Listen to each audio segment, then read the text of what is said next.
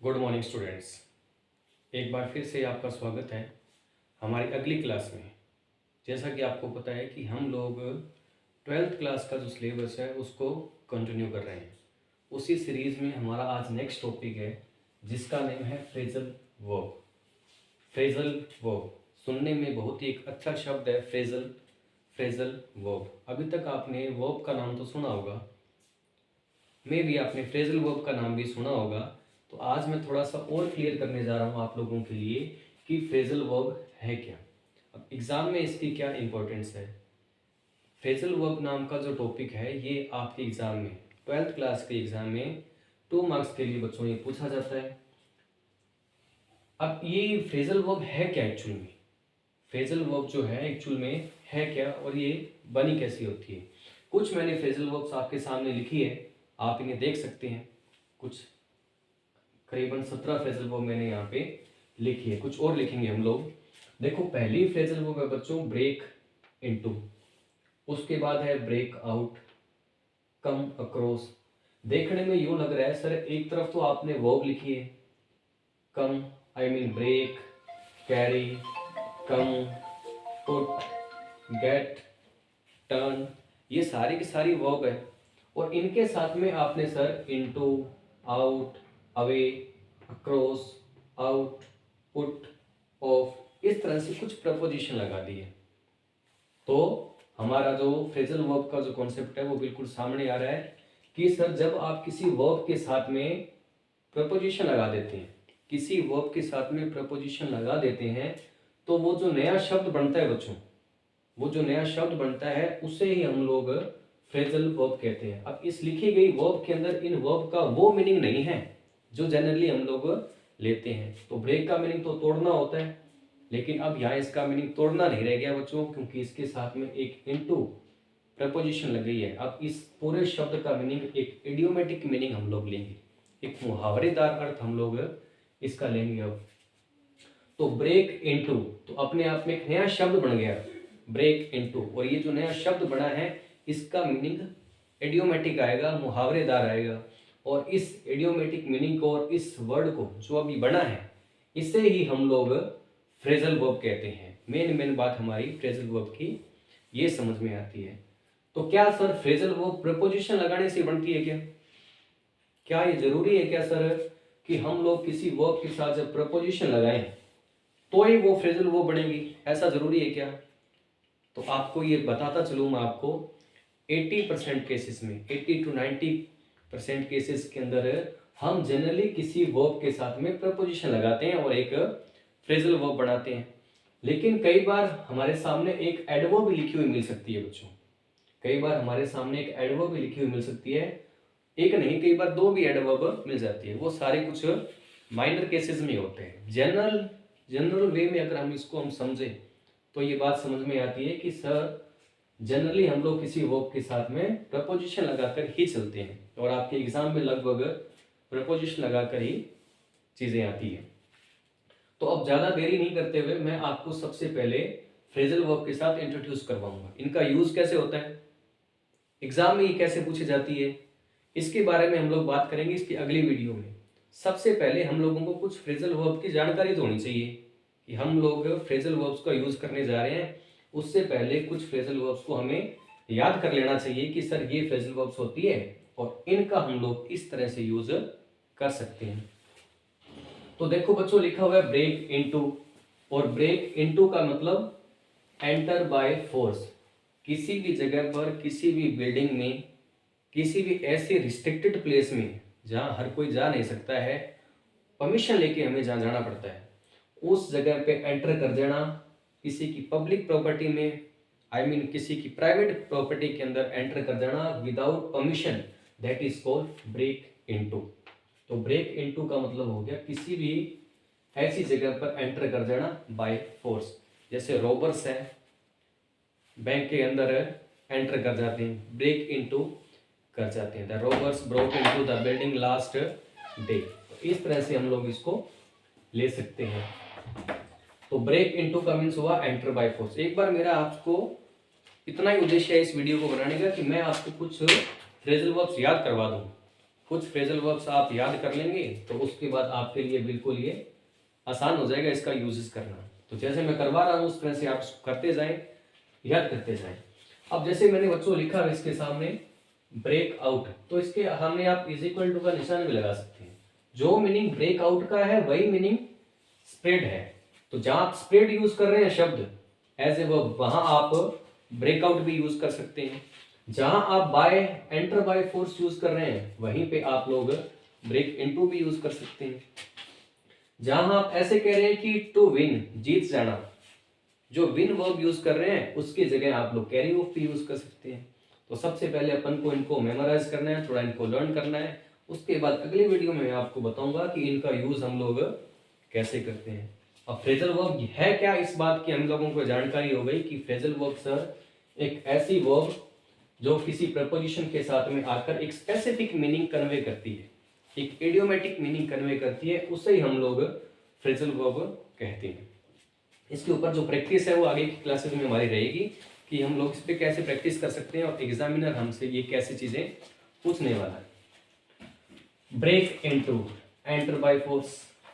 Break out, break out का means कोई चीज फैल जाना, स्प्रेड हो जाना, अचानक से किसी चीज का एक बड़े स्तर पर फैल जाना। जैसे कोरोना एपिडेमिक आया था, पैनेडेमिक कहना चाहिए, पूरी दुनिया में वो फैला। तो पूरी दुनिया में कोरोना जो है वो स्प्रेड हो गया, पूरी तरह से वो ब्रेकआउट हो गया। तो ब्रेकआउट का मीनिंग फैल जाना। आगे लिखा हुआ है break away. Break away, break away का मतलब टू स्केप। स्केप का मीन्स भाग जाना। किसी की कस्टडी से कोई मुजरिम जो है, क्रिमिनल है, वो भाग जाए तो that is called break away. The prisoner broke away from the jail. आगे लिखा हुआ कम अक्रॉस, बहुत अच्छी फ्रेजल वर्ब है बच्चों, कम अक्रॉस। कम अक्रॉस आपस में मिलकर, कम और अक्रॉस एक मीनिंग कन्वे करते हैं, that is called meet by chance. किसी से बाय चांस मिल जाना, संयोगवश किसी से मिल जाना, उसके लिए जो फ्रेजल वर्ब है जिसका नाम है कम अक्रॉस। कम अक्रॉस, तो अपन को दोनों को साथ में ही पढ़ना है इनको, कम अक्रॉस। 5 नंबर पे लिखा हुआ बच्चों carry out. Carry out, obedient student should carry out rules of students, rules of school. Obedient student should carry out all duties. तो इस तरह से हम लोग सेंटेंसेस बना सकते हैं। कम अक्रॉस हो गया, कैरी आउट टू फॉलो, किसी की बात को, किसी भी नियम को फॉलो करना, उसको हम लोग कह सकते हैं कैरी आउट करना। 6 नंबर पे लिखा हुआ बच्चों कैरी ऑफ। कैरी ऑफ का सिंपल सा मीनिंग है जीतना। कैरी ऑफ मीन्स जीतना। ब्रिंग अप, अब ऐसे भी है कि कई बार फ्रेजल वर्ब के मल्टीपल मीनिंग भी हो सकते हैं। हो सकता है कि इनका एक सिंगल मीनिंग हो और हो सकता है कि इनके मल्टीपल यूजेस हो, मल्टीपल मीनिंग भी इनके हो सकते हैं। टू एजुकेट, ब्रिंग अप करने का मीन्स किसी को शिक्षित करना भी हो सकता है।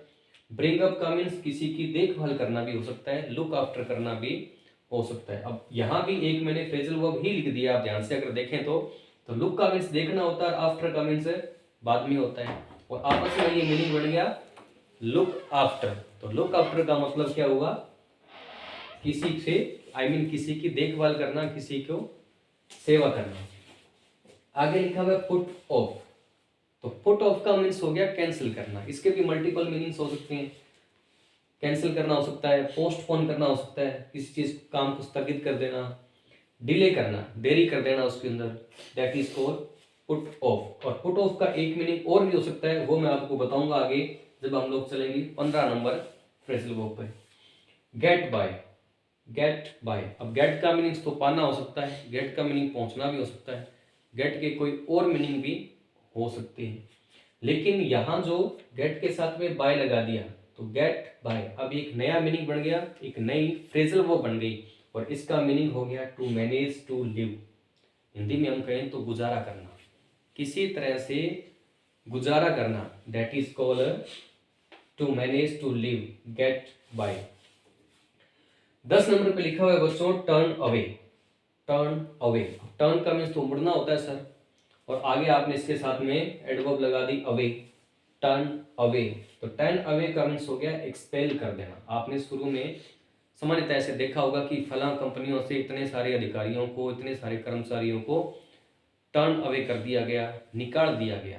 तो टर्मिनेट कर देना किसी को, उसके जॉब से निकाल देना, उसकी किसी इंस्टीट्यूशन से निकाल देना, that is called turn away. Turn away. आगे 11 नंबर पे लिखा हुआ है गेट एट। गेट एट, दोबारा से गेट के साथ एट लिखा हुआ है, और गेट एट का मीनिंग हो गया किसी को क्रिटिसाइज करना, किसी की निंदा करना। गेट एट, किसी की निंदा करना, क्रिटिसाइज करना किसी को। 12 नंबर पे बच्चों लिखा हुआ है गेट आउट। अब गेट आउट का मीनिंग तो आप सब लोग जानते हैं, गेट आउट का मीनिंग भी जानते हैं आप लोग। गेट अप का मीन्स स्टैंड अप, उठ जाना। किसी भी अवस्था में आप बैठे हुए हैं, सोए हुए हैं और उठ जाना, that is called get up. 13 number पे लिखा है बच्चों हम लोगों ने गेट ओवर। गेट ओवर बहुत अच्छी फ्रेजल वर्ब है, गेट ओवर। तो गेट ओवर का मीन्स हो गया रिकवर करना। किस चीज से रिकवर करना?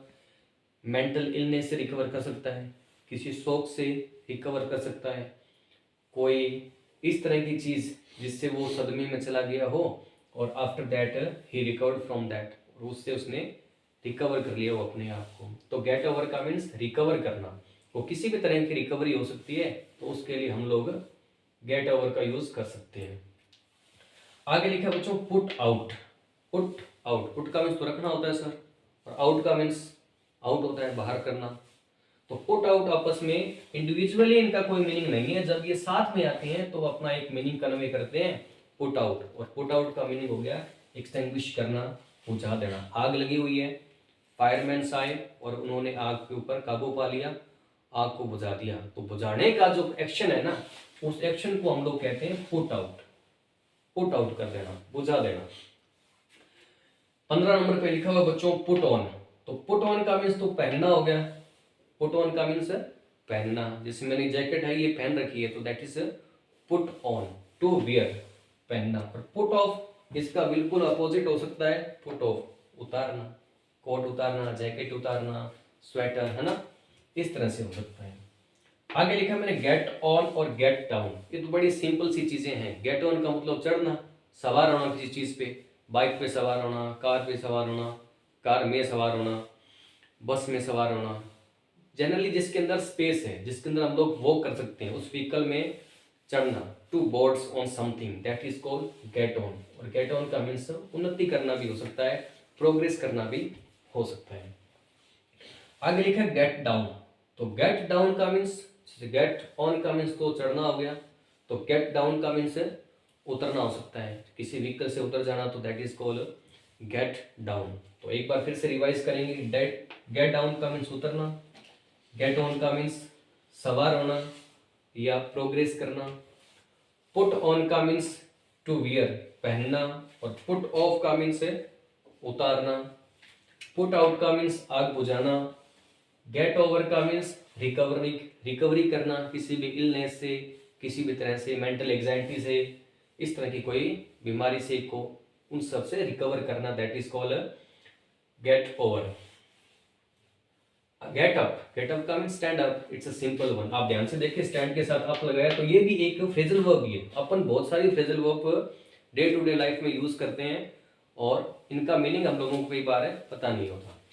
गेट एट का मीन्स किसी को क्रिटिसाइज करना, किसी की निंदा करना। टर्न अवे का मीन्स किसी को निकाल देना, एक्सपेल कर देना, टर्मिनेट कर देना। गेट बाय का means to manage, to live somehow, किसी भी तरह से गुजारा करना। महंगाई इतनी ज़्यादा है कि सब गरीब लोग जो है आपस में किसी तरह से they are just getting by, गुजारा ही कर रहे हैं। पुट ऑफ, तो पुट ऑफ का मीनिंग एक तो उतारना, दूसरा इसका मीनिंग पोस्टपोन करना, और एक मीनिंग इसका डिले करना, लेट करना। ब्रिंग अप का मीन्स टू एजुकेट, किसी को शिक्षित करना। लुक आफ्टर, किसी की देखभाल करना। कैरी ऑफ का मीन्स जीतना। कैरी आउट का मीन्स किसी की बात को फॉलो करना, किसी की बात को मानना, आज्ञा का पालन करना। कम अक्रॉस, बहुत अच्छी फ्रेज वर्ब है, come across. Meet by chance, किसी से सडनली मिल जाना, come across. Break away, to escape, भाग जाना किसी की कस्टडी से।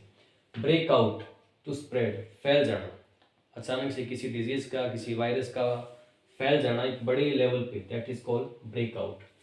Break into, enter by force, किसी भी बिल्डिंग में किसी भी एरिना में बाय फोर्स एंटर करना, that is called break into. तो ये सारी हमारी फ्रेजल वर्ब्स थी, हम लोगों ने की। सबसे पहले मैं आपसे यही चाहूँगा कि आप इनको लिखें और वन बाय वन सारों को मेमोराइज करें, लर्न करें।